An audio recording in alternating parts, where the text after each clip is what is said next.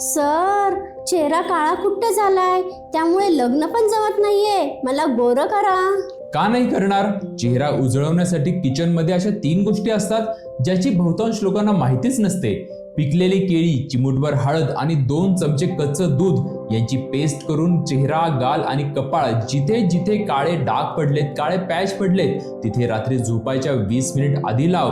रातोरात चेहऱ्यामध्ये बदल दिसेल. 20 मिनिटात पेस्ट मधले घटक त्वचेच्या आत जातात. नंतर चेहरा साफ करून कोमट पाण्याने धु. काही दिवसात चेहरा सुंदर आणि कोमल होईल. फक्त ही पेस्ट लवकर खराब होते, त्यामुळे केल्या केल्या लगेच वापर. आणि सर्वात महत्त्वाचं म्हणजे चेहऱ्यावर लावण्याआधी हिची मानेवर पॅच टेस्ट कर. 100तून 2 जणांना हळदीने इरिटेशन होतं. जर इरिटेशन नाही झालं तर हा उपाय बिनधास्त वापर. फक्त पेस्ट धुतल्यावर चेहऱ्यावर कुठलं लोशन लावू नकोस, नाहीतर परिणाम मिळणार नाहीत. चेहरा काळवंडला असेल तर हा उपाय नक्की कर. सर, आजच करते.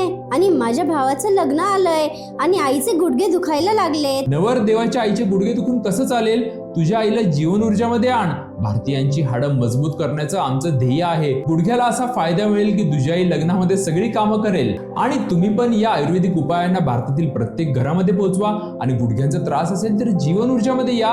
गुडघे दुखी मुक्त भारत करणे हे जीवन ऊर्जाचं ध्येय आहे.